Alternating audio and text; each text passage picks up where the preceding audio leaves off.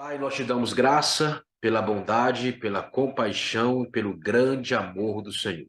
Estamos aqui mais uma vez para meditar na sua palavra e pedimos que o Senhor nos dê graça, entendimento, revelação e iluminação nas sagradas escrituras, que teu Espírito, meu Deus, tenha liberdade para falar a nós a sua palavra. Deus poderoso, estamos subordinados ao Senhor nesta noite. Queremos realmente entender a palavra do Senhor em o nome de Jesus. Revela-nos, ó Deus, o espírito por detrás da letra, para que possamos compreender em que espírito o Senhor nos fala esta noite. Em nome de Jesus. Amém e amém. Muito bem. Não se incomoda aí se eu ficar fungando aqui, viu, irmão? Para a nariz desentupir. A martiologia, a doutrina do pecado. A doutrina do pecado. Eu quero indicar para vocês dois livros, caso vocês queiram adquirir, para vocês estarem lendo, estudando um pouco mais sobre não só o pecado, mas outras doutrinas, tá? Esse livro aqui que eu adquiri, ele é muito bom, Conhecendo as doutrinas da Bíblia, tá? Conhecendo as doutrinas da Bíblia, de Meyer Perman. Muito bom, muito bom. E tem esse aqui, A Martiologia, tá? A Martiologia. Teologia Latina de Nelson. Muito bom. Fala só sobre o pecado. Então, são leituras boas para você poder adquirir e estudar um pouco mais, tá? Além da aula em si, você pode estar lendo assuntos relacionados aos nossos estudos. Esse livro menor fala sobre as doutrinas da Bíblia. Ele é um livro que fala de mais de uma doutrina. Então, as principais doutrinas vai tratar desse livro, só não vai falar de reino, né? É muito difícil encontrar um livro teológico que fale sobre reino. Infelizmente, é uma deficiência na teologia brasileira. Nós oramos para que isso mude, mas para isso mudar, irmãos, é preciso que aqueles que eles elaboram a teologia, os doutores, os grandes mestres, eles que escrevem os livros teológicos a serem usados nas academias, nas escolas teológicas, é necessário que eles se aprofundem no reino de Deus. E aí, por conta disso, nós temos uma deficiência em relação a reino, eu digo no sentido de ensinamento de reino, porque isso parte dos grandes, né? Os grandes, já vem deles, eles já não falam muito de reino, não ensinam sobre reino. Então, eu li esse livro aqui, a doutrina que tem nele, e não tem reino, né? Eu já sabia que não teria, infelizmente, mas tem outros assuntos muito bons, muito importantes, mas para ficar melhor seria se tivesse colocado o reino aqui. Ok? Então vamos lá. Romanos capítulo 6. Romanos capítulo 6.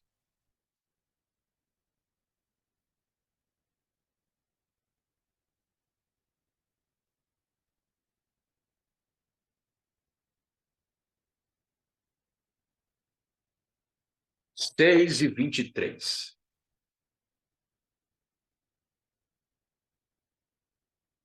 Glória ao nome do Senhor Jesus. Nem perguntei, mas eu vou perguntar agora. Vocês conseguem me ouvir direitinho? Pronto. A Maria Hilda consegue me ouvir. Creio que todos também consigam. Se alguém não conseguir, gente, você tem que sair e voltar de novo, tá?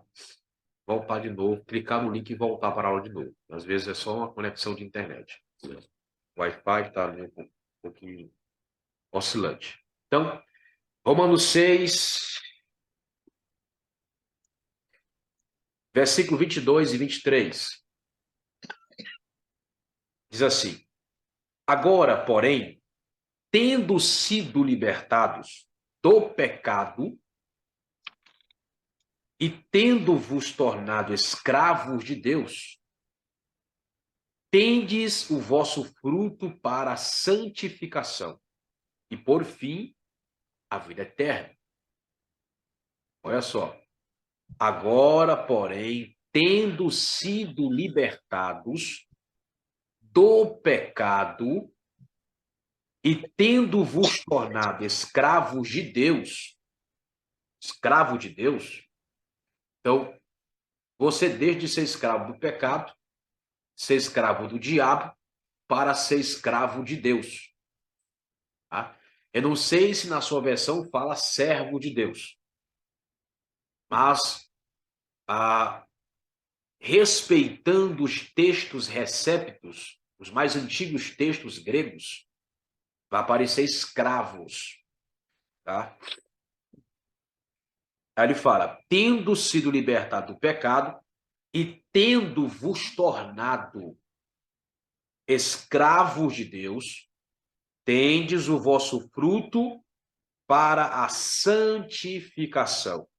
E, por fim, a vida eterna. Versículo 23. Porque o salário do pecado é a morte, mas o dom gratuito de Deus é a vida eterna em Cristo Jesus, nosso Senhor. Ok?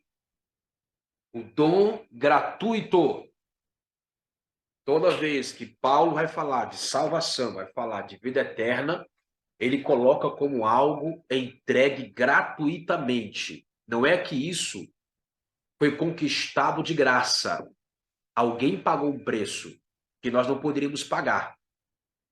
Então ele foi lá, pagou o preço, Jesus, né? Ele pagou o preço para poder conquistar para nós a eternidade, a vida eterna e a salvação. E nos deu, nós é que não pagamos nada pela salvação.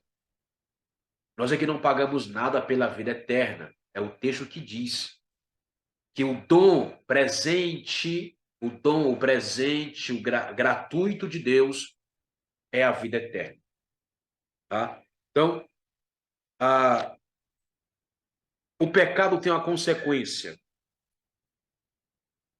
Ele tem uma consequência que é para todos. Porque assim, existem punições para o pecado. Todo pecado que eu cometo vai ter uma punição, mesmo depois de eu ter me arrependido. Ainda vou ter uma punição. Tá? Então, todo pecado tem uma punição.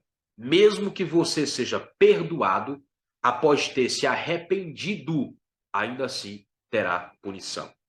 Eu quero que você entenda que o perdão de Deus não anula a punição.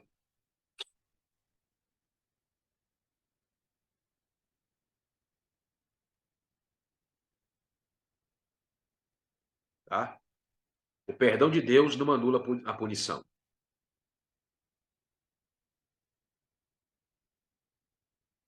Vou colocar aqui.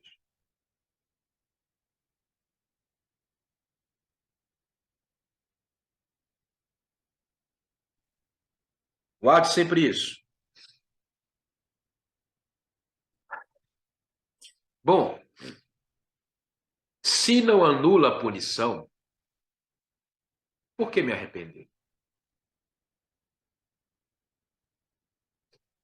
Se o perdão de Deus não vai impedir que eu seja punido, por que me arrepender? Por dois motivos. Primeiro, o perdão não anula, mas diminui o grau da punição.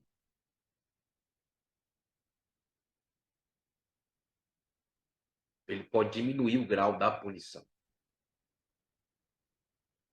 Segundo, se não houver arrependimento, não haverá governo. Ou seja, a pessoa que pecou e não buscou perdão não vai governar.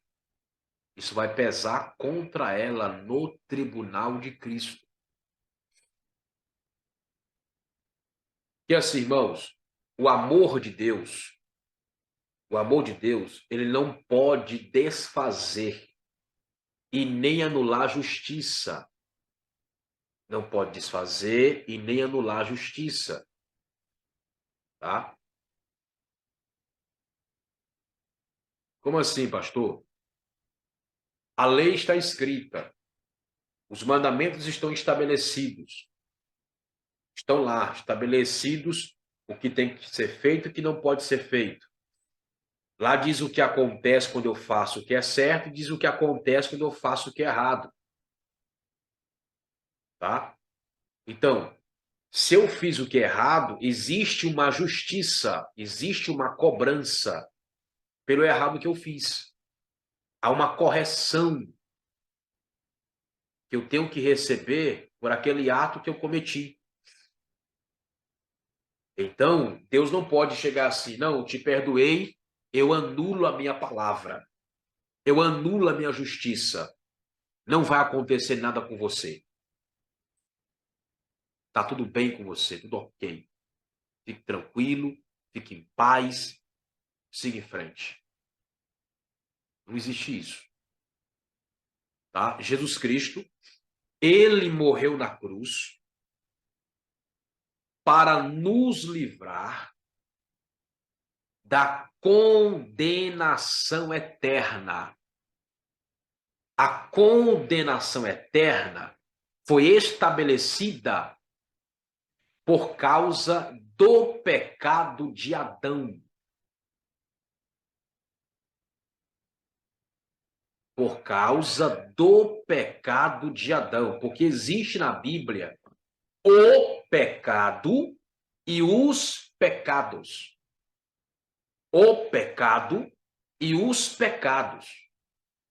O pecado, sempre que você lê na Bíblia, o pecado, o artigo definido or, antes do pecado, você está lendo ali falar da transgressão de Adão, que trouxe para toda a humanidade que estava nele condenação. Então Jesus, ele foi para a cruz para poder tirar essa condenação geral por causa do pecado de Adão. Ele foi lá para poder tirar essa condenação geral. Só que essa condenação só é tirada de sobre a pessoa que crê em Jesus, que o recebe como o Senhor da sua vida. Essa pessoa não pode mais ser condenada ao lago de Como é fogo, assim? ao inferno, por causa do Ventilador. pecado de Adão. Por quê? Porque ela creu em Jesus, ela recebeu Jesus, Jesus também aceitou essa pessoa. Então, aquilo que trouxe condenação geral não se aplica mais a essa pessoa. Ok? Não se aplica mais a ela. Agora, depois que a pessoa é salva, ela não para de pecar. Ela continua cometendo pecados. Porque dentro dela existe uma natureza caída. Existe uma natureza deturpada dentro de todo ser humano. Nós somos maus desde o nosso nascimento. Na Bíblia é isso. E aí, nós iremos cometer pecado, os pecados, e esses pecados que nós cometemos depois de crer em Jesus e recebê-lo como Senhor, colocam em risco o nosso governo. Colocam em risco se você vai ou não governar com Cristo no milênio. Não colocam em risco a tua salvação eterna, a tua vida eterna. Porque a questão de você receber vida eterna ou não foi resolvida na cruz. Resolvido lá. Tá? Então, como é que foi? Como é que é isso? Como é que isso aconteceu? Eu falei isso uma vez aqui, eu vou repetir de novo. Então, observe. Eu vou usar aqui, vou fazer uma analogia. Olha só. Primeiro Adão. Esse aqui é o primeiro Adão. Tá? Vamos usar esse aqui como o primeiro Adão. O marcador verde. O segundo marcador amarelo ele é o segundo Adão. Aqui é o Adão que Deus criou fora do Éden e colocou lá no Éden, lá no jardim. Esse aqui é o Cristo encarnado. Quando esse Adão foi formado, ele foi criado e foi formado, todas as pessoas da terra estavam dentro dele, nas entranhas dele. Ele carregava com ele a humanidade, aonde ele ia, o que ele fizesse, o que ele cresce, tudo que ele fizesse, iria refletir sobre todos que ele carregava em seus lombos, em seus lombos. Tá? Então, quando esse Adão pecou, ele não pecou só. Todos que estão nele pecou junto. Porque toda a bênção que ele alcançasse serviria para todos que estão nele. Assim também, como todo mal que ele cometesse, traria consequências para todos aqueles que estão nele. Então, quando Adão pecou, ele trouxe condenação para todos os seres humanos que estavam em suas entranhas, estavam em seus lombos. Aí Deus fala assim, Deus libera um castigo, uma sentença, uma punição, que não alcança somente esse Adão, mas todos que estão em seus lombos. Eu e você. Todos nós. Todo ser humano. Aí Deus fez o seguinte. Eu tenho que resolver isso. Ele envia Cristo, seu Filho, para ser o segundo Adão. O segundo homem da humanidade. Tá? E ele estabelece um princípio. Mesmo que está sobre Adão. Tem um princípio. Que princípio é esse? Para que eu possa justificar todos que estão condenados em Adão, eu vou transferi-los para o segundo Adão. O primeiro Adão, ele pecou e para ele tem condenação e para todos que estão nele. O segundo Adão não pode ser condenado. Por quê? Porque ele não cometeu pecado.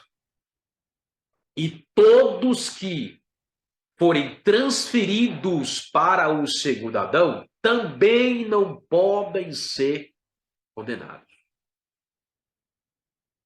Então, assim como todos foram condenados no primeiro Adão, todos aqueles que estão no primeiro Adão e forem transferidos para Jesus Cristo pela fé, também não poderão ser condenados, porque Jesus não pode ser condenado. Então, essa condenação que o pecado de Adão trouxe para toda a humanidade que estava nas suas entranhas, foi resolvido na cruz. Quando você creu em Jesus e entregou sua vida a Jesus, todas as bênçãos de Jesus passaram a ser suas, a pertencer a você. Salvação, perdão, libertação do pecado, como chamam de pecado original, o primeiro pecado que condenou toda a humanidade. Tá? Então, quando você como você está hoje em Jesus, esse pecado de Adão não tem mais condenação sobre você.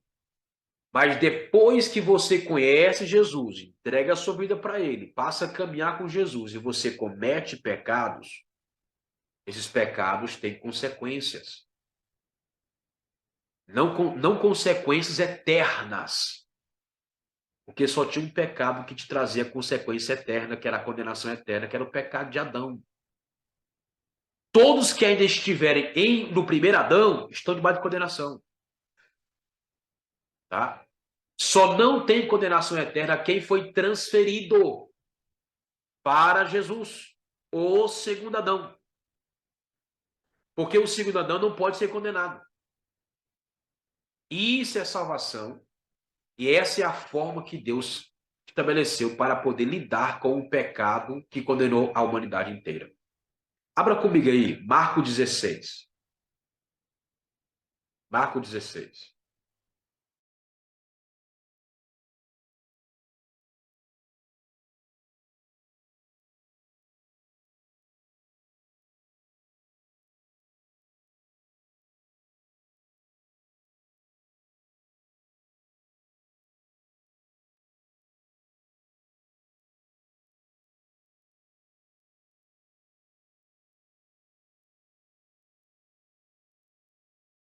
Marcos 16, versículo 15.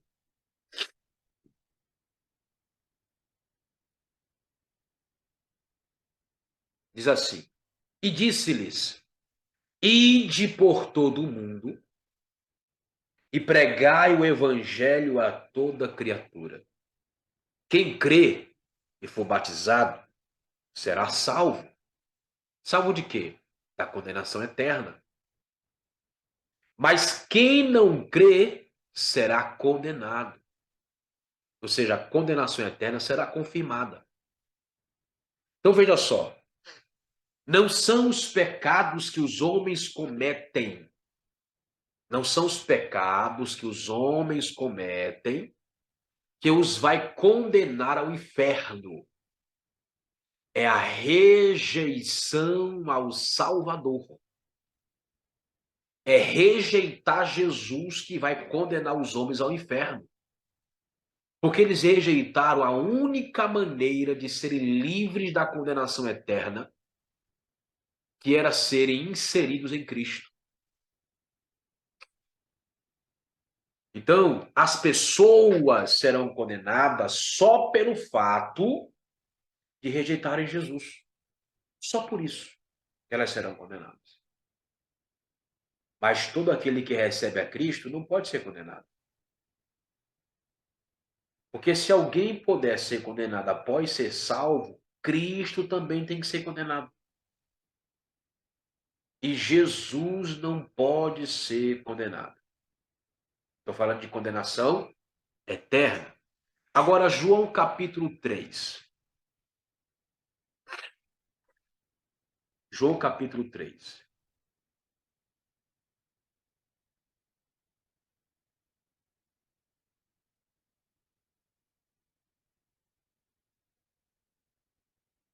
Versículo 16.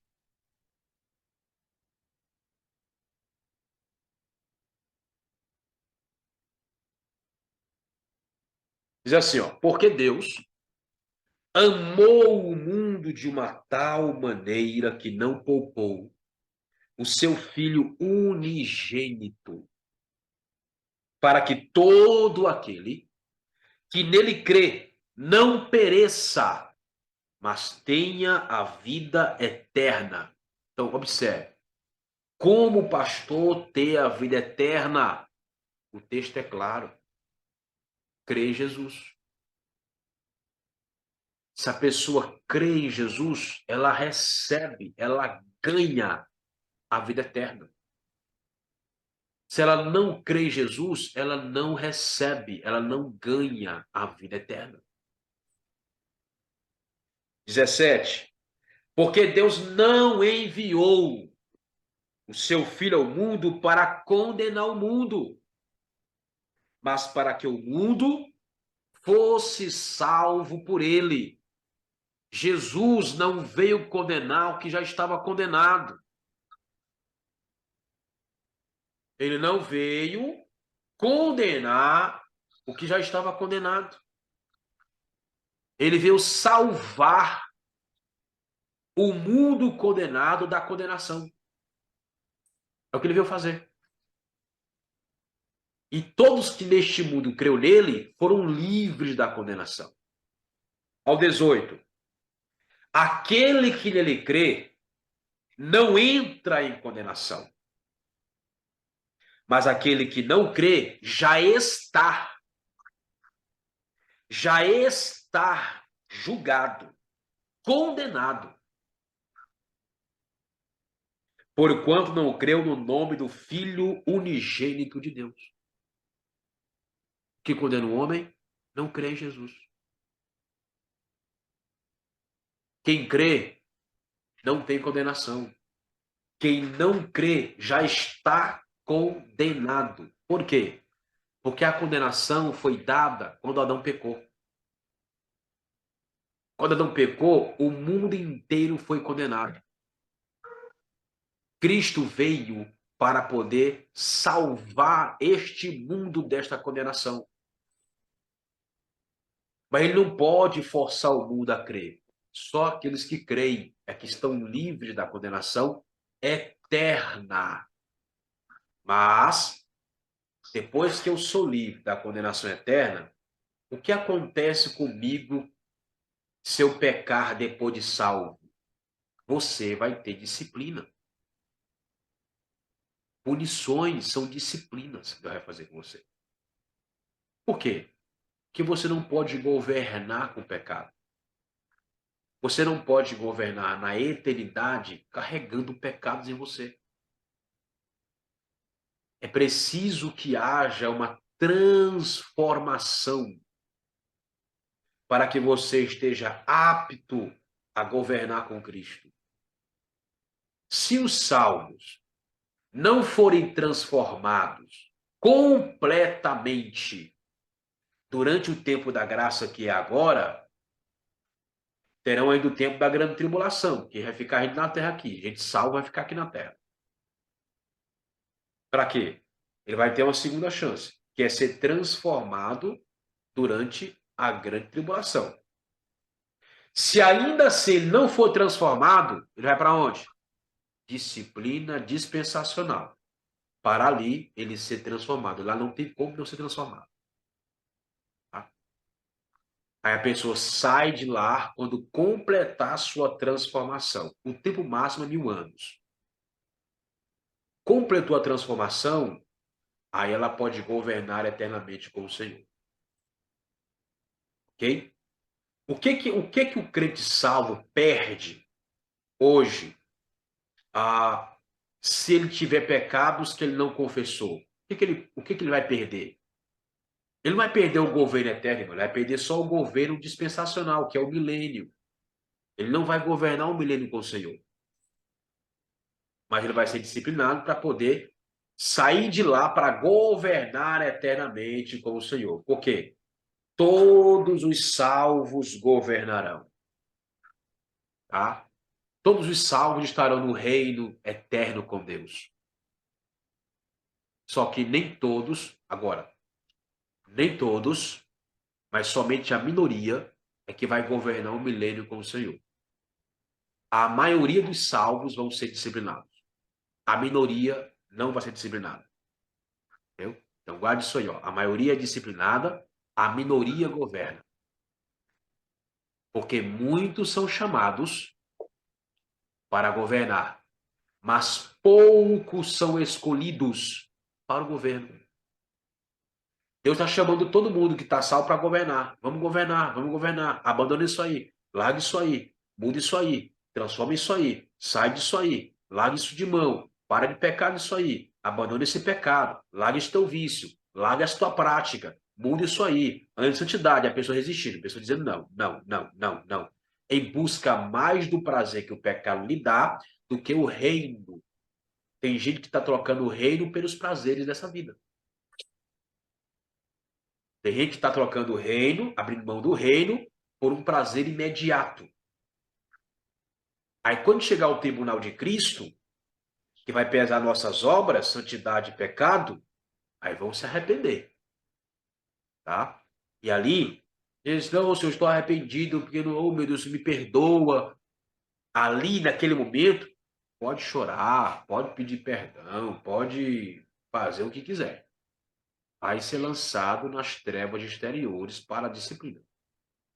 Tá? É muito difícil para a maioria de nós que veio de um berço assembleiano entender isso. Eu compreendo, mas é a Bíblia, gente.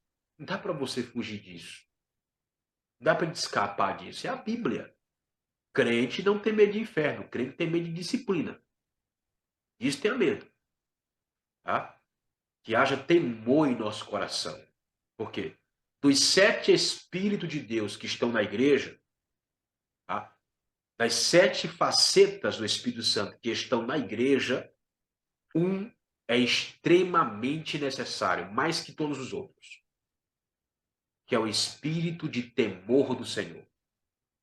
É um temor que te impede de pecar. É um temor que te constrange para não pecar. Se não há temor em você, você não está nem aí. Você peca, repeca e peca de novo e repeca de novo e acabou a história. Mas quando há temor dentro de nós, longe de nós planejar pecar. Pecado, na vida de quem tem temor, é acidente, não é premeditação. Não é arquitetado, não é planejado. Não. Quem tem temor, peca porque vacilou. Faltou vigilância. Aí um vacilo que ele deu, pecou. Entende? Mas hoje observamos que há uma escassez de temor do Senhor na igreja, e é de assustar, literalmente, a vida de igreja. Assustar, as pessoas não têm mais temor. Elas não querem mais fluir. Porque assim, as pessoas querem o espírito de sabedoria, querem o espírito de inteligência, elas querem o espírito de fortaleza, elas querem o espírito de conhecimento, elas querem o espírito de... qual é o outro espírito? O espírito do Senhor, tá? Mas não querem o espírito de temor. Porque são 7 espíritos. Jesus, dos 7, escolheu um como predileto para viver e operar. Não desprezou os outros, não, ele operou em todos. Mas um, ele viveu mais operante, que foi o espírito de temor do Senhor. Por isso que ele sempre falava assim: eu vim para fazer a vontade de meu Pai que está nos céus. Abra comigo aí, Isaías capítulo 11.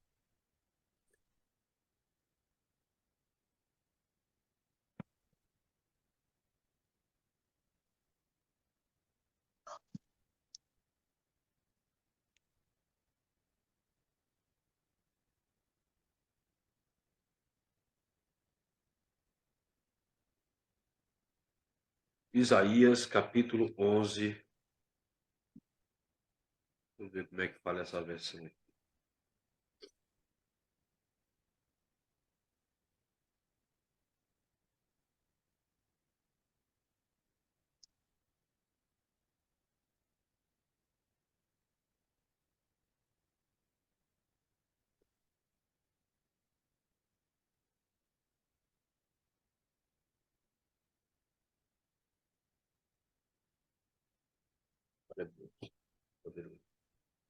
Isaías capítulo 11.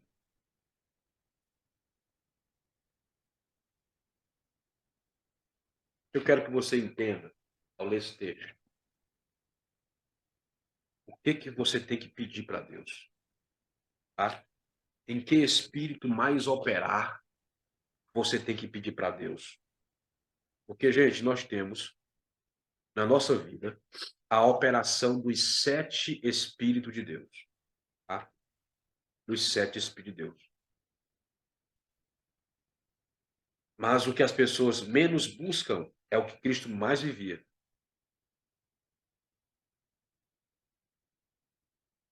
11:1 fala assim: e sairá um ramo do tronco de Jessé, e um renovo brotará de suas raízes, e repousará sobre ele, primeiro, o Espírito do Senhor Jeová.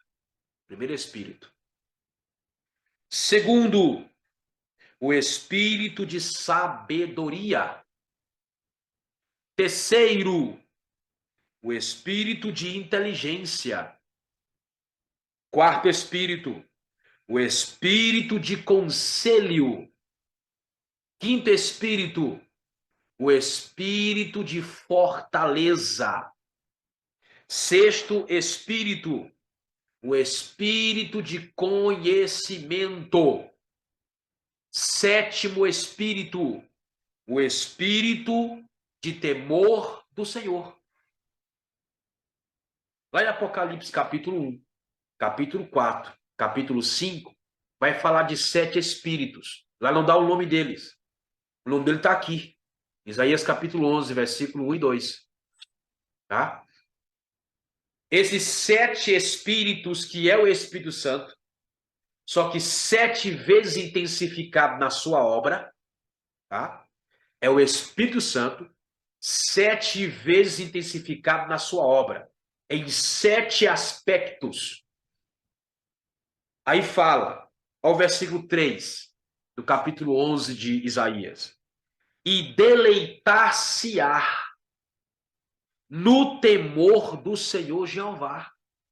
Ou seja, o deleite maior de Jesus seria no espírito de temor do Senhor. O seu maior deleite não era no sabedoria, inteligência, conhecimento, fortaleza, conselho. Não, era do temor do Senhor. Aleluia. Nós precisamos operar mais no espírito de temor do Senhor e assim haverá menos ou pecado algum, desenhado nem premeditado para nós praticarmos. Glória a Deus. Mas o povo quer o quê? Não é errado, irmão. Não é errado querer isso, não. Você tem que desejar ter em você a operação do espírito de sabedoria, tem que desejar isso em você, o espírito de conselho, o espírito de conhecimento, de inteligência, de fortaleza, tá? Tem que desejar isso em você, mas tem que desejar muito mais a operação do espírito de temor do Senhor, porque a todo momento você é tentado a pecar contra Deus. Todo momento. Aleluia.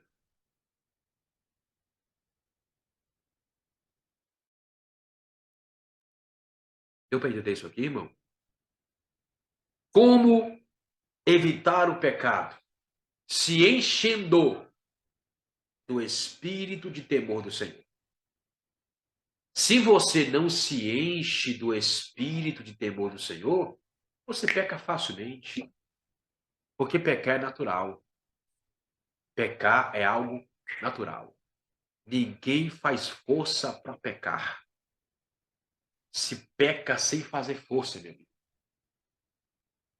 Sem fazer força. Aleluia. As pessoas andam quilômetros para pecar. As pessoas investem dinheiro, fortunas para pecar. As pessoas, ela investe a própria vida para pecar. Então, não há dificuldade para pecar. Pecar, segundo a tua natureza caída, é natural. É comum. Então, quando você fala assim, eu vou andar em santidade, a tua decisão é, eu vou andar na contramão do sistema que opera sobre este mundo. Quando você falar que vai andar em santidade, você está declarando que você vai na contramão do diabo, das trevas, do inimigo. Aleluia. Então, viver uma vida de santidade é você declarar guerra contra algo que você carrega dentro de você. O pecado, gente, é como a natureza que está dentro de você. É uma natureza pecaminosa, é uma natureza que deseja o que é mal, o que é ruim. Tudo que é mal, que a carne deseja, está marcado de bom. Por que as pessoas pecam? Já que o pecado é tão ruim, por que as pessoas pecam? Porque pecar não é ruim, não. O pecado é ruim, mas pecar não é ruim, não. Pecar é bom. Porque todo pecado está ligado a um desejo, a um prazer. Todo pecado está ligado a um prazer que traz para você. Se o pecado não produzisse prazer, ninguém pecaria. Ninguém pecaria. Por que você acha que as pessoas usam droga? É porque é ruim? Não, irmão. Porque a lombra é outra coisa para essas pessoas. tá? Ela sabe que ela vai morrer. Ela sabe que aquilo ali vai destruir a vida dela. Ela sabe que aquilo ali vai acabar com ela. Mas ela está apegada ao prazer que aquilo traz. Ela gosta daquele prazer momentâneo e rápido. É um prazer rápido, mas é prazer. Aleluia. Então, Deus não trabalha com os nossos prazeres. Deus não trabalha com o que nós gostamos. Deus trabalha com o que Ele gosta. Porque o que Deus gosta, o que é bom para Deus é perfeito. Nós não. Nada que você goste, humanamente falando, é perfeito. Sempre tem um problema. Mas tudo que Deus aprova é perfeito. É justo. E te dá a eternidade. Tudo de Deus é eterno. Tudo nosso é passageiro. Tá? Então o pecado está ligado ao imediatismo, o prazer rápido, o prazer forte, intenso, mas rápido. E é por isso que as pessoas pecam dia após dia. Tá? Então, ah, mesmo você sabendo, mesmo você sabendo que existem punições para os pecados que você comete, ainda assim nós não paramos de pecar. Porque, gente, o medo, ele não impede as pessoas de pecar. Tá? O medo não tira o desejo de pecar. Porque o desejo é maior que o medo. Tem gente que arrisca a vida pelo pecado. O que me impede de pecar? Primeiro, espírito de temor. Segundo, eu tenho um amor poderoso por Deus. Um amor violento pela pessoa de Deus. Aquele que não ama a Deus, irmão, violentamente, ele peca e nem sente que pecou. Tá? Ele já está todo cascudo. Ele não sente que pecou. A ideia dele é pecar, pecar, pecar, pecar, pecar sem parar. Aleluia. Então nós precisamos o quê? Aprender a amar mais e mais o Senhor. Amar a Deus profundamente, através da sua palavra. Como não pecar? Sendo transformado, irmão. Sendo transformados pela palavra de Deus, pelas sagradas escrituras. Então o pecado, ele tem punições, tá? Na cruz foi resolvida a questão do pecado de Adão. Não temos mais essa condenação eterna sobre nós, porque nós recebemos a vida eterna quando nós cremos no Senhor Jesus. Tá? E isso foi falado várias vezes por Deus na palavra, por Jesus na palavra, pelo Espírito Santo na palavra. Porque Deus amou o mundo de uma tal maneira para que todo aquele que deu o seu Filho unigênito para que todo aquele que nele crê não pereça, perecer ali eternamente, mas tenha a vida eterna. Quem tem a vida eterna? Quem crê. Creu nele ganhou a vida eterna. Pronto, está garantido. A vida ela é eterna, não é passageira, é eterna. Está sempre salvo, acabou. Porque creu. Nós lemos aqui Romanos 6:23. Porque o salário do pecado é a morte. Sempre que o pecado é cometido, existe morte.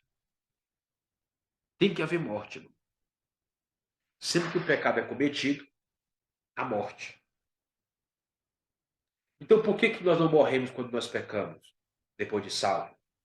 Porque ele já morreu por nós. Ele já morreu por nós. Aleluia. Ele só não vai o quê? Governar. Se permanecer no pecado. Tá? Então tem que ser muito importante para nós o governo. Tem que ser muito importante o governo. Se não for importante para você o governo, pronto, irmãos. Você não vai lutar. Você não vai buscar ter santidade. Você não vai se dedicar a ser santo para o Senhor. Tá? Não é ser santo para ser melhor. É ser santo, melhor que os outros, não. É para ser santo, para agradar a Deus. O que o anjo fala para Daniel é impressionante. Quando ele chega e fala assim: Daniel, homem muito amado. Ou seja, Daniel era muito amado no céu. Não é que Daniel amasse a Deus que mexeu com o céu, não. Era que ele era muito amado por Deus. Nós somos amados por Deus. Se você está em Cristo, você é muito amado. Então, por gratidão a esse amor, nós nos dedicamos a lutar e a viver contra o pecado, em santidade, contra o pecado, e não na mesma rota que o pecado. Tá? Não na mesma rota. Abra aí comigo 1 João.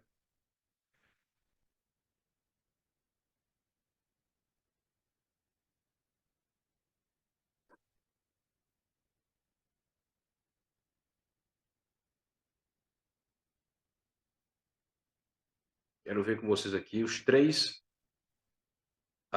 as três fontes do pecado.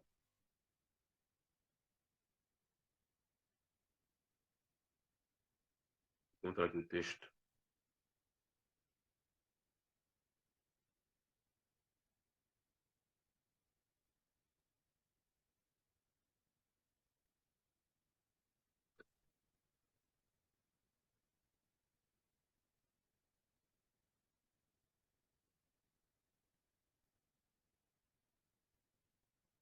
Primeira João, capítulo 2.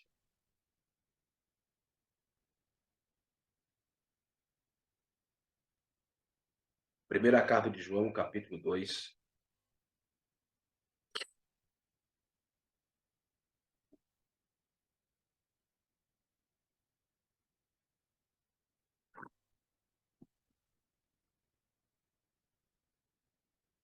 Aleluia. Versículo 15, 16, 17.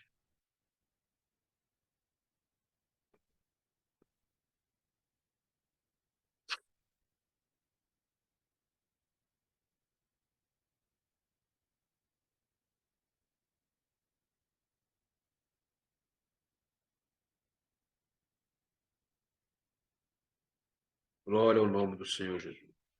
Diz assim: Não ameis o mundo, nem as coisas que no mundo há. Porque se alguém ama o mundo, o amor do Pai não está nele. Tá? Então veja só. Você não pode amar o mundo e nem as coisas que no mundo há. Tá? Você não pode amar as coisas que o mundo te propõe. Lógico, não tem como você viver nessa terra sem usar as coisas do mundo.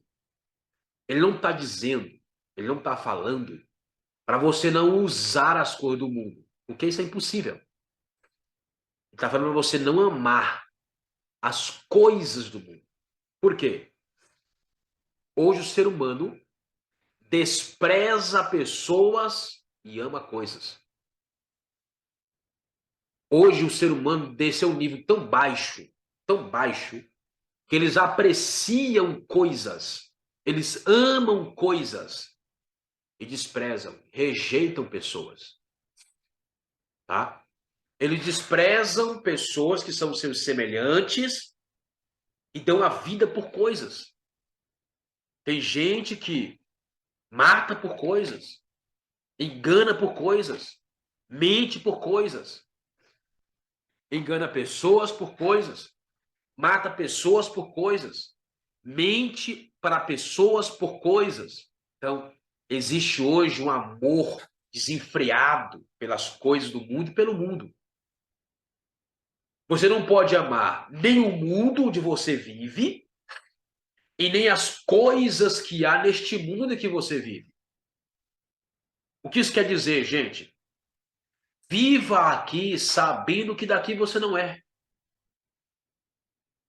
Pense nas coisas do alto. Por que as pessoas hoje em dia, os crentes, não conseguem pensar nas cores do alto, porque eles estão muito apegados às cores deste mundo, ao mundo e às cores do mundo.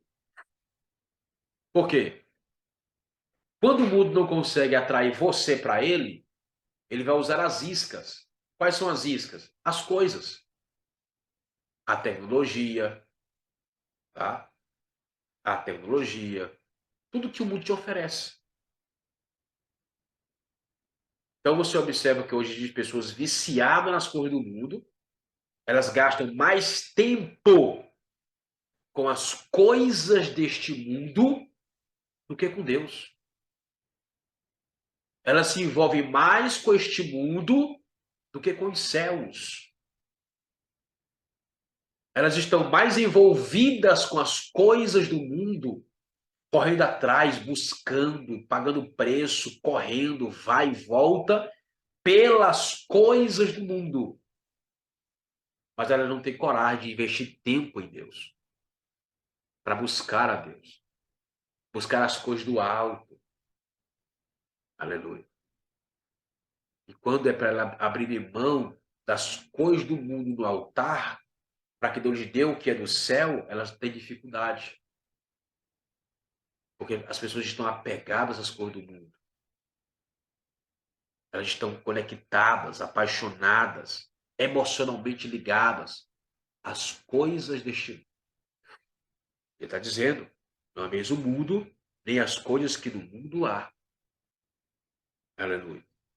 Porque se alguém ama o mundo, o amor do Pai não está nele. Olha que coisa interessante, irmãos. Tá? Olha que coisa. Essa é a realidade de muita gente.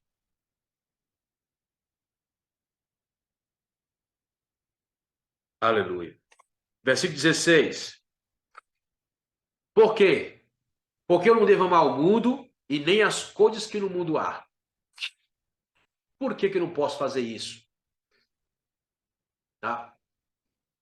Por que eu não devo amar coisas, mas amar pessoas? Porque, gente, e assim, as pessoas, elas querem guardar as coisas e usar o seu semelhante. As coisas do mundo é para você usar. As pessoas é para você guardar perto de você. Mas as pessoas estão o quê? Desprezando as pessoas e realmente abraçando as coisas do mundo. É uma decadência espiritual. É uma, sabe, é uma disfunção emocional terrível. E isso que causa é o pecado. O pecado, olha só, o pecado está ligado a tudo que há neste mundo. O pecado não está ligado a nada no céu. O pecado está ligado a tudo que há neste mundo. A fonte ou objeto ou para onde aponta o meu pecado são para as coisas que estão neste mundo. É sempre assim. O pecado nunca vai estar ligado a coisas que são do alto. Nunca vai me levar para as coisas que são do alto. Sempre vai me manter aqui embaixo. Aqui embaixo. Quando Deus tem uma vida levada para mim, eu estou apegado a essa vida medíocre, essa vida rebaixada que existe aqui embaixo. E quando este mundo é ameaçado, a pessoa entra em depressão, ela fica louca, ela fica, sabe, desesperada. Quando o mundo dos homens é ameaçado, os homens ficam desesperados. Isso revela o quanto as pessoas estão apegadas, ligadas e conectadas a este mundo. E é por isso que os pecados não cessam. Porque se nós andássemos no Espírito, quanto mais você anda no Espírito, menos pecado você comete. Quanto mais você anda no Espírito, menos pecado você comete. Por que eu peco tanto? Porque você não tem andado no Espírito. Ande mais no Espírito, vai pecar menos. Ocupa-te mais com o Espírito, e tu vai não vai dar atenção à tua carne, tá? Viva, dependa cada vez mais do Espírito e a tua carne vai sendo rejeitada, escrava de você. Porque o crente não pode ser escravo da carne, a carne tem que ser escrava de você. O que é a carne, gente? Porque o homem ele é tricórnio, certo? Espírito, alma e corpo, ok? Mas existe um quarto elemento que tem sido muito poderoso na vida do homem, chamado carne. A palavra carne vem do grego sarx. Sarx. A carne é o quê? A carne é quando a alma domina o corpo sem o governo do espírito. Isso é carne. É a alma governando sobre o corpo sem o senhorio do espírito. Por isso que toda pessoa morta espiritualmente só anda na carne. Porque o espírito não está tendo domínio sobre a alma. E a alma tem desejos. E os desejos da alma são realizados pelo corpo. Então a alma, ela escraviza o corpo para satisfazer os seus desejos. Todo prazer é emocional, gente. Toda emoção está ligada à alma. Porque a alma é o quê? Intelecto, vontade e emoção. Então, todo prazer, ele é emocional. Ele é almático. Até a comida que você come, e aquele sabor que você sente da comida, que gera aquele prazer. Quando a comida é bem gostosa, você tem aquele prazer daquela comida bem gostosa mesmo. Esse prazer, ele é emocional, é a tua alma degustando aquele prazer. Lógico, o corpo é quem está degustando o sabor da comida. Mas o prazer, quem está sentindo não é o corpo, é a alma. Então, quando você quer pecar, né? Ou quando a pessoa é viciada numa prática, ela está se afastando daquela prática, ela sente a sua carne tremer. É chamada de abstinência. Começa a tremer a carne, começa a suar o corpo. A pessoa começa a ficar meio, sabe, assim, meio alucinada. Ela pensa que ela tá meio perdida aérea. Sabe? Ela começa a sentir calafrios. Aquele desejo, a carne começa a tremer dela. Ela quer aquilo demais. Ou seja, a alma está forçando o escravo chamado corpo para poder pegar aquilo e usar, desfrutar, para ela sentir o prazer. Isso é carne. A carne é a alma governando sobre o corpo sem o domínio do espírito. Aleluia. Você consegue entender isso?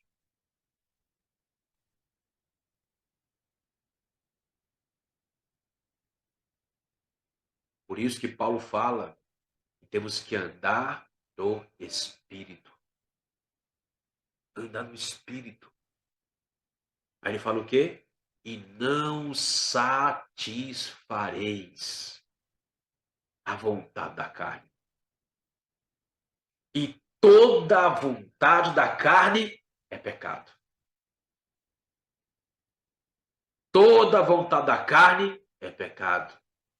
E toda a vontade do espírito é santo, é santidade. Aleluia.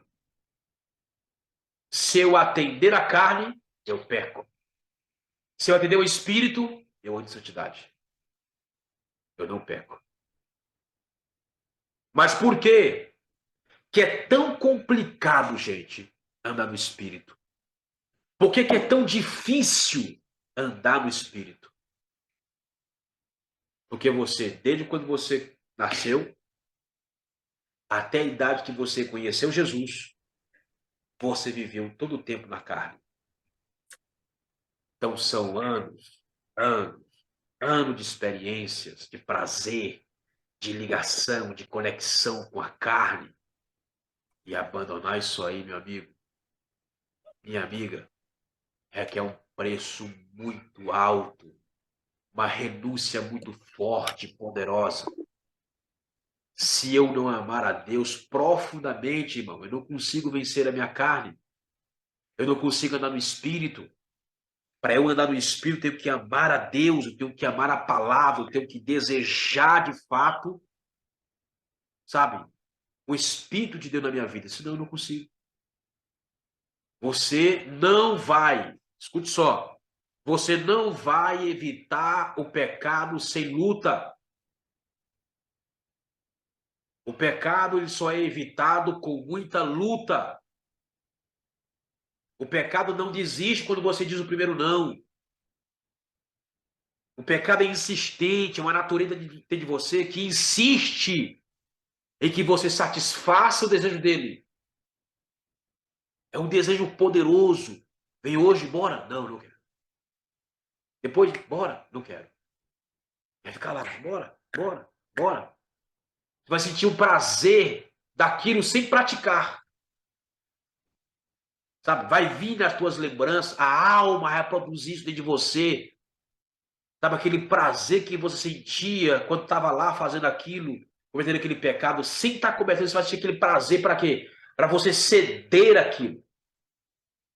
Tem que dizer não, não, não. Porque, irmão, dizer não para outros é fácil. Dizer não para si mesmo é complicado, irmão. É complicado. Por quê? Porque nós somos orgulhosos. E não aceitamos ninguém forçar a fazermos aquilo que nós não queremos. Mas nós gostamos de satisfazer aquilo que nós queremos para nós. E sempre a alma vai trabalhar naquilo que você gosta, nunca naquilo que você não gosta. Tá? O pecado está sempre envolvido em coisas que você gosta, não naquilo que você não gosta. Não é assim que trabalha a carne. Não é assim que opera o processo para o pecado. Não é. Então, 1 João, continuando lá, capítulo 2, agora versículo 17, 16. Porque tudo que há no mundo, por que não posso amar o mundo nem as cores do mundo? Porque tudo que há no mundo, a concupiscência da carne, primeira fonte do pecado, a primeira fonte do pecado, concupiscência da carne. A concupiscência dos olhos, segunda fonte do pecado, concupiscência dos olhos. E a soberba da vida, terceira fonte do pecado, a soberba da vida. Não procede do Pai, mas procede do mundo. O que é concupiscência? Desejo desenfreado, desejo descontrolado, desejo desequilibrado. A concupiscência é a anomalia do desejo, ok? A concupiscência é a anomalia do desejo. É quando o desejo domina você. É quando você é guiado pelos seus desejos. Isso é concupiscência. É aquele desejo que você não assumiu o governo sobre ele. Isso é concupiscência. Tá? E há três tipos de concupiscência: a da carne, a dos olhos e a soberba da vida. Cada uma dessas fontes afeta uma das nossas partes do nosso ser. Por exemplo, a concupiscência da carne é para afetar o teu corpo. A concupiscência dos olhos é para afetar a tua alma. A soberba da vida para afetar o teu espírito. Então, é o mesmo que dizer, toda concupiscência da carne são pecados que afetam o meu corpo. São os pecados que trazem prazer para o meu corpo. A concupiscência dos olhos são os pecados que afetam minha alma, que são desejos ligados à minha alma.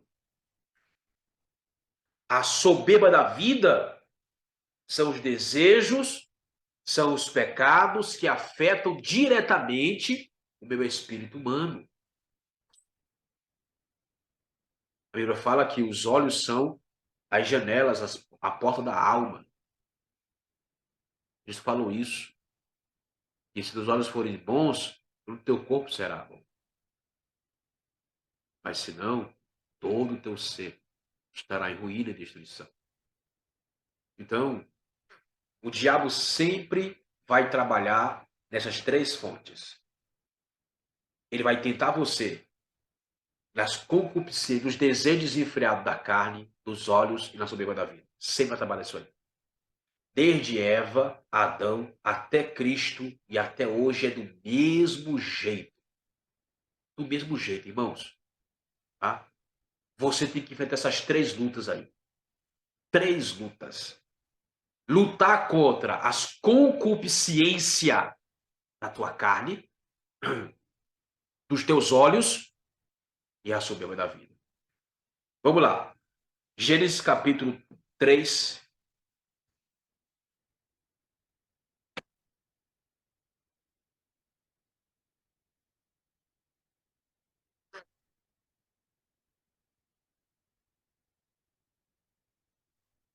Glória a Deus.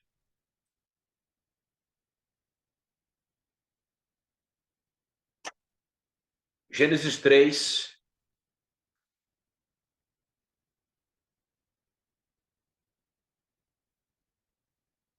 versículo 1 a seguir.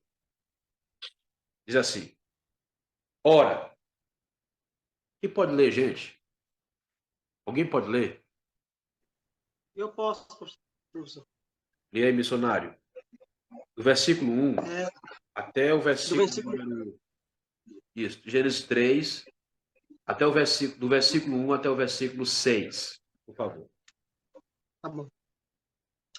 Ora, a serpente era mais astuta que todas as alimárias do campo que o Senhor tinha feito. E esta disse à mulher: É assim que Deus disse: Não comereis de toda a árvore do jardim? E disse a mulher à serpente: Do fruto das árvores do jardim comeremos, mas do fruto da árvore que está no meio do jardim, disse Deus: Não comereis dele, nem nele tocareis, para que não morrais. Então a serpente disse à mulher: Certamente não morrereis, porque Deus sabe que, no dia em que dele comerdes, se abrirão os vossos olhos, e sereis como Deus, sabendo o bem e o mal. E, vendo a mulher que aquela árvore era boa para se comer, e agradável aos olhos, e a árvore desejável para dar entendimento, tomou do seu fruto, e comeu, e deu também ao seu marido. E ele comeu com ela. Amém, irmãos? Amém. Veja só, irmão. Eva caiu nos três pecados principais. Ela caiu nas três partes do ser dela. Ela caiu na carne, corpo, ela caiu na alma, ela caiu no espírito. Tá? Porque a Bíblia fala assim, ó. Então a mulher viu que aquela árvore era boa para se comer. concupiscência da carne. Ela teve um desejo descontrolado de comer daquela árvore. Aí diz, agradável aos olhos, concupiscência dos olhos. Ela não conseguia mais parar de olhar e desejar aquela árvore, aquele fruto. E diz, e cobiçável para dar entendimento, soberba da vida. O que é soberba da vida? É querer aprender sem Deus. É insistir no conhecimento que não aponta para Deus. É querer começar sem Deus e terminar sem Deus. Soberba da vida é querer ser independente. Sempre que eu quero aprender sem Deus, soberba da vida, irmãos, eu vou cair em heresias. Tá? A soberba da vida é cair nas heresias. É crer nas heresias. É seguir as heresias. É o que o catolicismo apostólico romano faz hoje. Ele diz o seguinte, olha, aqui está a palavra. Só que a igreja está acima da palavra. Aí ele fala assim, ó, se um católico deixar de crer nisso, em quê? Que a igreja está acima da palavra, e passar a crer que a palavra está acima da igreja, não é mais católico. Isso é soberba da vida. Isso é heresia. Ele diz o quê? Por que isso? Por que a igreja é maior que a Bíblia? Porque a Bíblia veio de dentro da igreja. Como, irmãos? Se quando a Bíblia foi escrita não havia nem igreja. Se quando a Torá foi escrita, nem igreja existia. Como é que veio dentro da igreja? Soberba da vida. Se colocar acima da palavra, se colocar acima de Deus, querer ser mais que Deus, querer ser mais que os irmãos, seu próximo, seu semelhante, soberba da vida. Então Eva viu que a árvore é boa para se comer, desejo desenfreado da carne, agradável aos olhos, desejo desenfreado dos olhos, né, a concupiscência dos olhos, que afeta a sua alma, e cobiçável para dar entendimento. Irmãos, mas aonde foi que começou o probleminha? Onde foi que o diabo ganhou vantagem na conversa com Eva? Onde foi que ele começou a ganhar vantagem dela? E aqui eu vejo a importância de estudar. A importância de fazer um curso como este. E quando terminar, você continuar fazendo outros cursos, comprando livros, estudando, lendo, aprendendo cada vez mais. Tá? Porque a falta de precisão na palavra de Deus, a falta de precisão no teu conhecimento pode te levar à queda. Porque a falta de precisão de Eva na palavra levou ela à queda. Fez ela tombar. Porque, veja bem, capítulo 2 de Gênesis. Gênesis 2.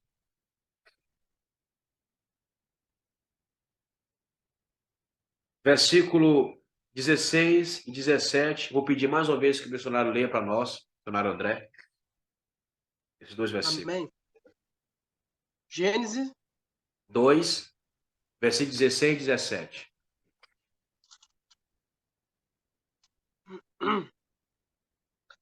E ordenou o Senhor Deus ao homem, dizendo: De toda a árvore, de toda a árvore do jardim comerás livremente, mas da árvore da ciência do bem e do mal, dela não comerás, porque no dia em que dela comeres, certamente morrerás.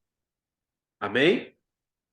No dia em que dela comeres, Comeres, certamente morrerás. morrerás.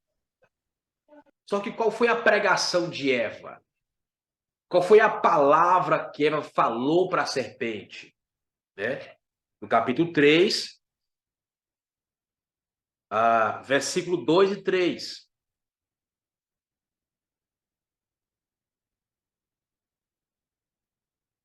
Qual é, professor? Olha ler, por favor. É capítulo 2, né? Capítulo 3, 3. versículo 2 e 3. E disse a mulher à serpente: do fruto das árvores do jardim comeremos, mas do fruto da árvore que está no meio do jardim, disse Deus: não comereis dele, nem nele tocareis, para que não morrais. Irmãos, no capítulo 2:16, fala que não é para tocar? Deus falou que não podia tocar na árvore? Não. Nunca falou isso. Ela acrescentou o que Deus não falou. Tá? Faltou precisão. Por quê? É isso que acontece, irmão, quando falta conhecimento claro, transparente. Falamos o que não está escrito. Entende? E sempre que a gente prega o que não está escrito, nós mentimos. Ainda que você não saiba, você está mentindo. E isso vira uma brecha para dar vantagem ao diabo para se levantar contra você, para te levar à queda, para te fazer tombar. Então eu nunca posso falar que Deus falou o que ele não falou. Porque Deus não é responsável pelo que você interpreta, mas pelo que ele mandou escrever. Deus só é responsável pelo que está escrito, pelo que ele inspirou a ser escrito, e não por aquilo que você interpreta. Então, quando Eva fala o que Deus não falou, ela dá vantagem ao diabo. E ali o diabo entende. Isso aqui eu pego. Ela não tem precisão na palavra. Vê se alguma vez ele conseguiu vencer Jesus lá no deserto. Porque Cristo era preciso. Está escrito. Está escrito.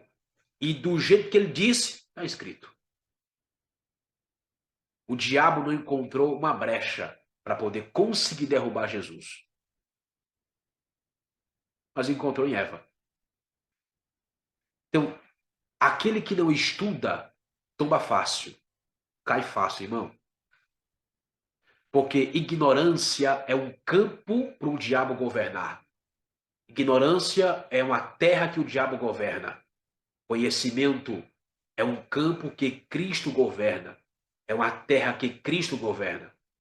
Quanto mais você conhece, mais Cristo governa a sua vida. Quanto menos você conhece, mais o diabo tem acesso à sua vida.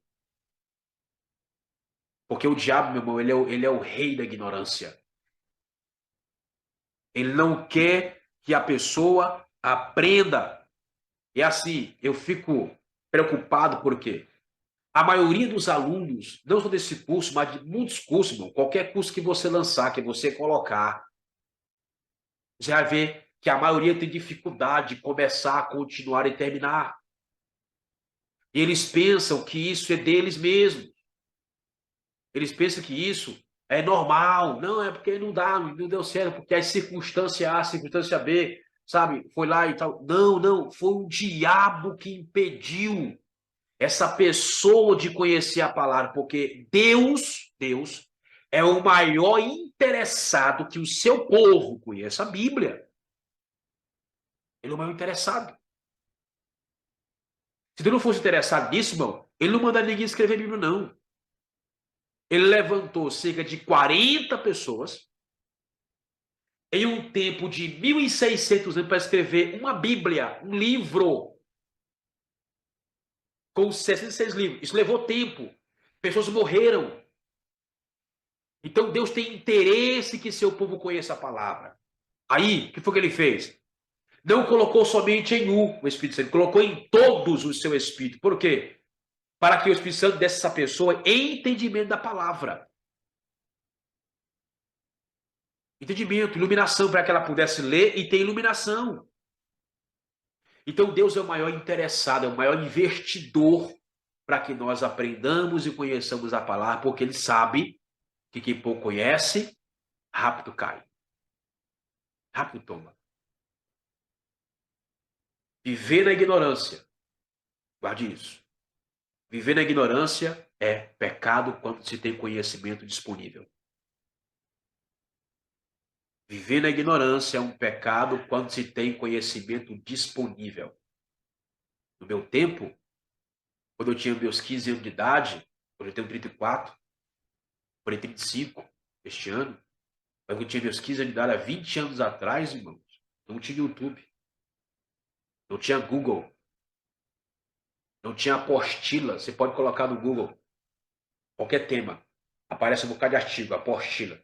Sabe que tem um bocado de coisa lá que não vale a pena, tudo errado, tudo fora do contexto, mas tem algumas coisas que são bons, alguns materiais.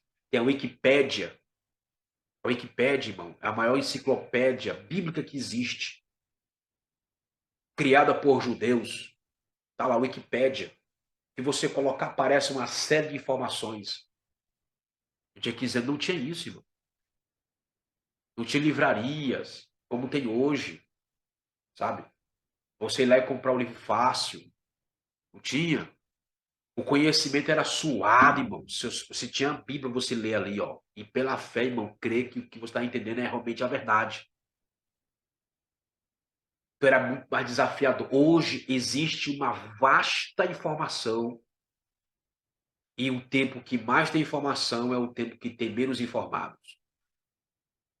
Pelo menos em relação à Bíblia Sagrada. Tá? Porque o povo tem informação de tudo. A tudo que acontece lá na China. Lá no Japão eles sabem. Mas quando se pergunta um texto para ele na Bíblia Sagrada, ele não consegue responder. Ele não consegue dizer. E é porque ele tem uma Bíblia em casa. Ele não lê. Se não lê, muito menos estuda. Porque o estudo começa na leitura. A pessoa que não gosta de ler, ela não vai gostar de estudar.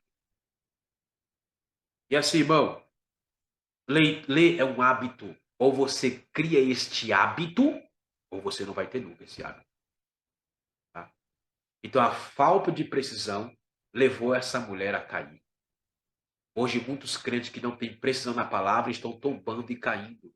Ignorância é pecado quando se tem conhecimento à disposição. Nós temos acesso muito ao conhecimento. Mateus capítulo 4. Vamos lá para nós encerrarmos essa nossa aula introdutória. Mateus capítulo 4.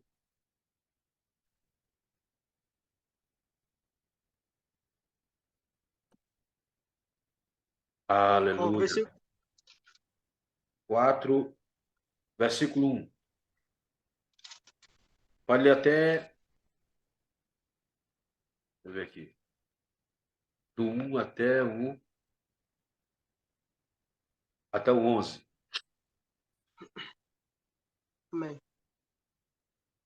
Então foi conduzido Jesus pelo Espírito ao deserto para ser tentado pelo diabo.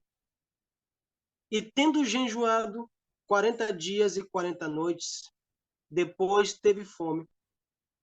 E, chegando-se a ele o tentador, disse: Se tu és o filho de Deus, manda que estas pedras se tornem pães. Ele, porém, respondendo, disse: Está escrito: nem só de pão viverá o homem, mas de toda a palavra que sai da boca de Deus. Então o diabo transportou a cidade santa e colocou-o sobre o pináculo do templo e disse-lhe: Se tu és o filho de Deus, lança-te daqui abaixo, porque está escrito: aos seus anjos dará ordens a teu respeito e tomar-te-ão nas mãos, para que nunca tropeces em alguma pedra. Disse-lhe Jesus: Também está escrito: Não tentarás o Senhor teu Deus. Novamente, o transportou o diabo a um monte muito alto e mostrou-lhe todos os reinos do mundo e a glória deles. E disse-lhe: Tudo isto te darei se prostrado me adorares.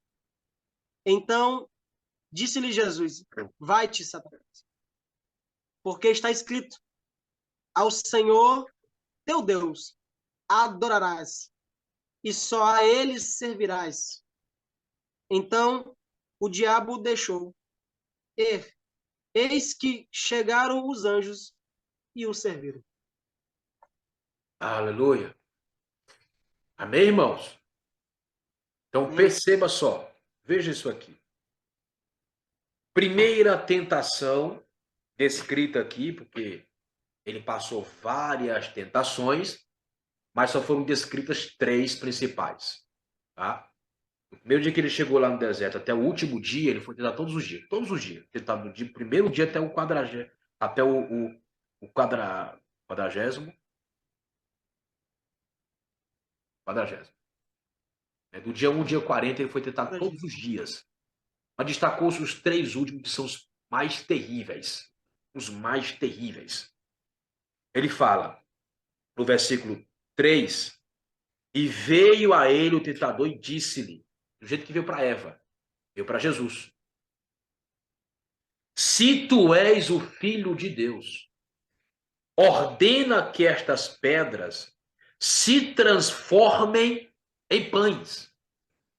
Quem está querendo atiçar em Jesus? A concupiscência da carne. Comer. Se tu és o filho de Deus, transforma estas pedras em pães. Ordena, dá ordem. Ele viu que ele estava com fome, né? Só que ele se enganou. A fome de Jesus não era a comida da terra. A fome dele era continuar comendo o que o céu estava lhe oferecendo. Porque quando você está na vontade de Deus, você está satisfeito. Satisfeito. Agora, quando a pessoa não está na vontade de Deus, ela está sempre insatisfeita. Sempre insatisfeita. Então, primeira tentação, está falando sobre isso aí. Ele, Jesus, falou o quê? E Jesus respondeu e disse: está escrito, não só de pão viverá o homem, mas de toda a palavra que procede da boca de Deus. Como é que você vê essa tentação, irmão? Usando a palavra. Você não consegue vencer nenhuma tentação se você não usar a palavra. Ande pela palavra, ou você não vai vencer nenhuma tentação. Tá? Aí ele continua. Versículo 6.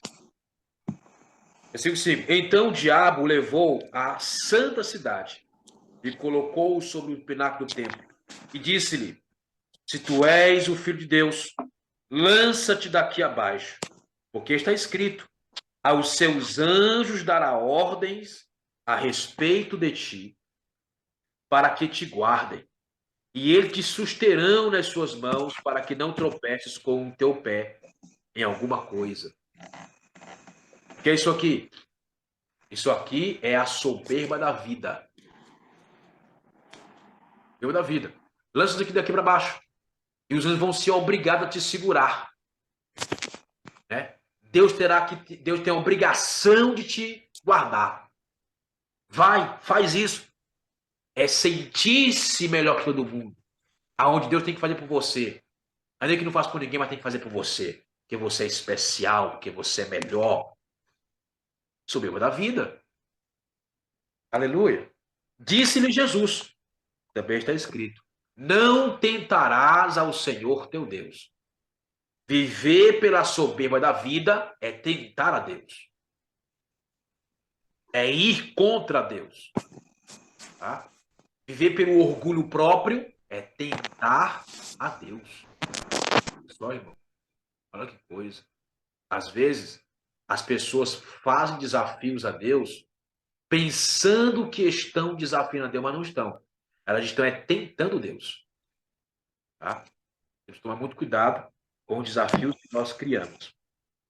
Aí ele fala: outra vez o diabo levou, versículo 8, a um monte muito alto e mostrou-lhe todos os reinos do mundo e a glória deles. O que é isso? Concupiscência dos olhos. Mostrou o mundo e a sua glória e seus reinos. Eva caiu, Jesus não caiu. Aí ele fala, disse-lhes no 9, tudo isto te darei, se prostrado me adorares. Então Jesus lhe disse, vai-te, Satanás, porque está escrito, ao Senhor teu Deus adorarás e somente a ele prestarás culto. Ou seja, os meus olhos estão focados em Deus. Os meus olhos estão olhando para o autor e consumador da minha fé. Então, como vencer, irmão? A concupiscência dos olhos. Coloca os teus olhos no Senhor. Tá?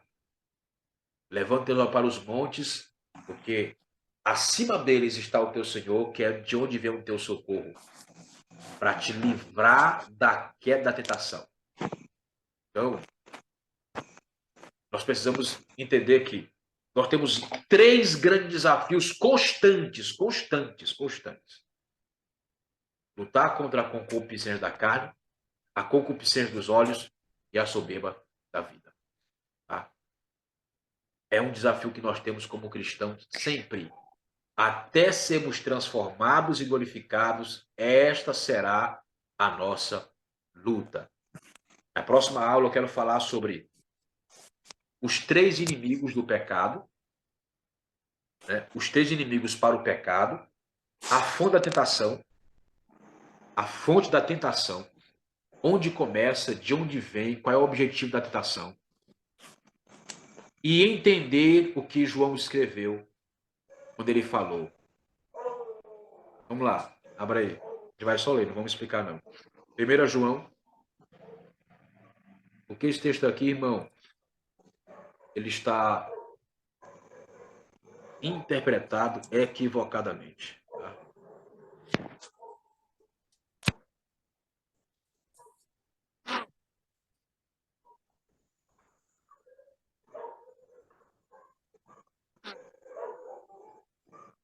Primeiro João capítulo 1.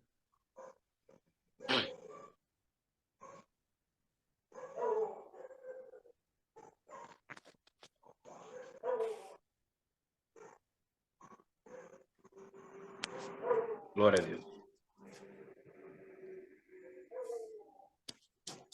1 João capítulo 1, versículo 6.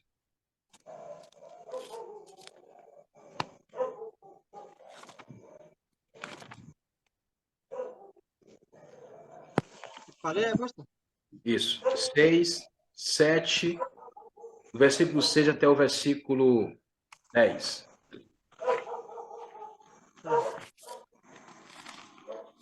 Se dizemos que temos comunhão com ele e andamos em trevas, mentimos e não praticamos a verdade. Mas, se andarmos na luz, como ele na luz está, temos comunhão um com os outros, e o sangue de Jesus Cristo, seu Filho, nos purifica de todo o pecado.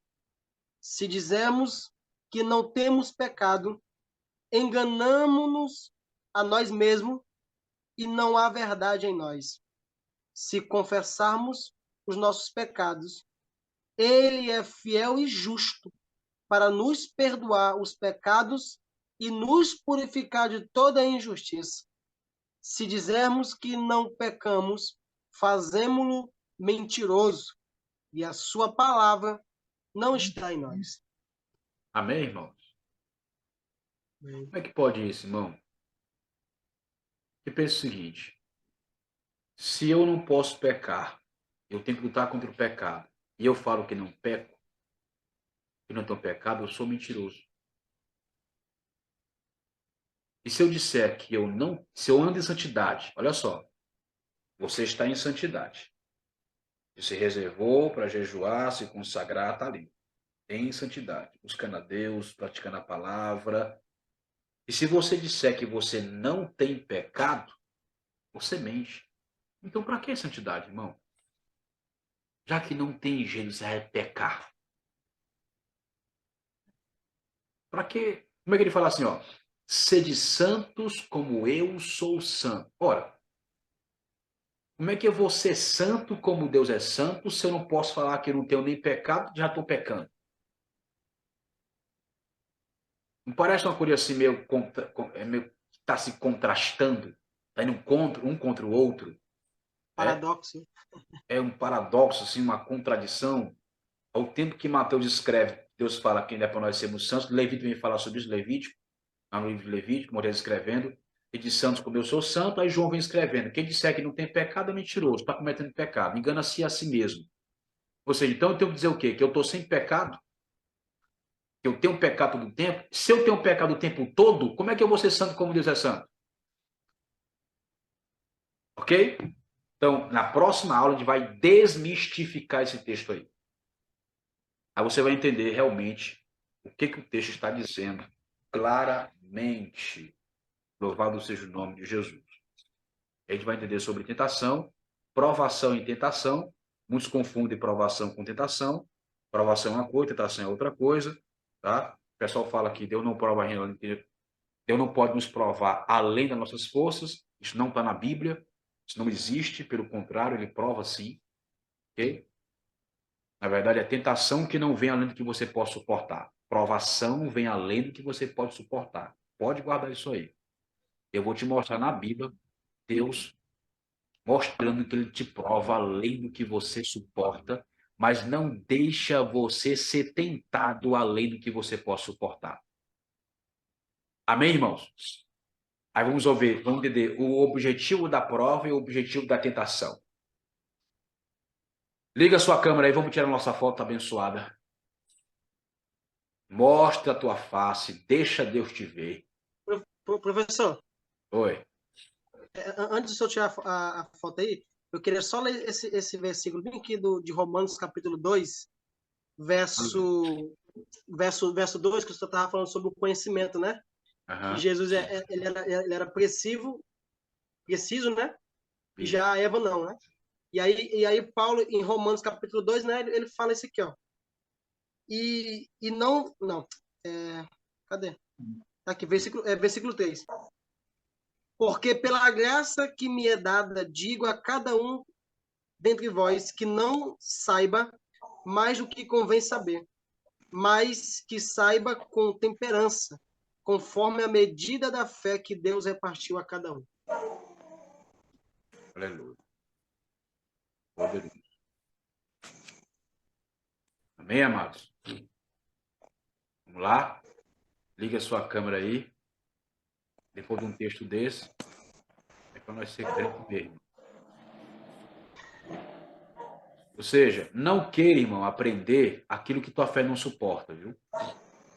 Cresça primeiro em fé e Deus te revela mais do que você vai te revelar mais.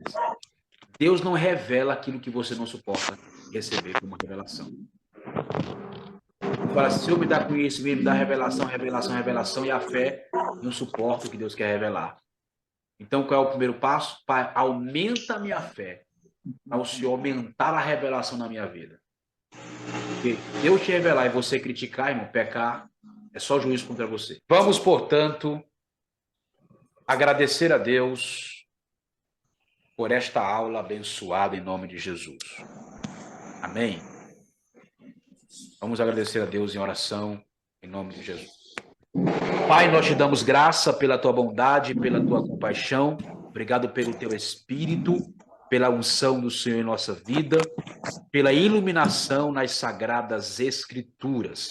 Abençoa cada um que está aqui, que possamos continuar, Senhor, crescendo na graça e no conhecimento do Senhor Jesus. Ó Deus poderoso e santo, que o nosso amor, que a nossa paixão pela Bíblia nunca acabe, mas cada vez mais intensa e maior se torne em nosso coração. Ó Deus poderoso, que muitos outros ao nosso redor possam ser incentivados a estar conosco aqui, meu Deus, mergulhando nas sagradas Escrituras. Porque, Senhor, o conhecimento que tivermos aqui é o que levaremos para a eternidade. E quanta gente, Pai, vai se escandalizar com o que há no céu só pela falta do conhecimento. Quantas pessoas vão demorar a se acostumar põe céu só porque, Pai, não absorveu o conhecimento, não aproveitou para aprender aqui para quando chegar na eternidade, não ter espanto, não se assombrar, não se escandalizar. Mas aqueles que estão se empenhando e se entregando ao conhecimento, Pai, vão chegar lá e vão desfrutar, vão se alegrar, vão aproveitar o máximo do que tem na eternidade, em nome de Jesus. Muito obrigado, Pai, por tudo, em nome de Jesus. Amém e amém. Deus abençoe sua vida. Amanhã, gente, eu não sei se tem alguém aqui, tem, o missionário está lá com a gente. Amanhã será a nossa imersão profética, o mundo espiritual. Vai ser poder. Tá? Quem for estar lá, não perca, irmão, não perca, não deixe nada. Quem está na lista, irmão, que vai participar, escreve que eu vou lhe falar. Pode não ser com todos, mas vai aparecer muitos obstáculos, resistências para você não participar. Pise em cima de tudo, serpentes e escorpiões, e esteja na nossa direção. Vai ser poderoso. Amém? Uma boa noite a todos, paz sobre a sua vida, saúde na sua família, prosperidade na sua casa, em o nome de Jesus. Pastor, Oi. que a irmã Gastrine quer falar alguma coisa, a irmã Gastrine. Pastor, Oi. eu vou entrar um pouquinho atrasada amanhã, porque amanhã é dia de culto aqui na Zona Norte, né? E amanhã é a bispa que vai estar pregando aqui em Teresina. Aí, ainda bem que é 2 horas de aula, né? Aí dá para mim chegar, creio que umas 9h30 eu já estarei em casa. Né? Na hora de terminar o culto, é pertinho e eu venho, mas quero assistir demais. Maravilha, tranquilo. Viu? Os pais do Senhor a todos. Tchau, missionário. Tchau, André. Tchau, boa noite. Paz do Tchau, bispa. Boa noite, graças a Deus.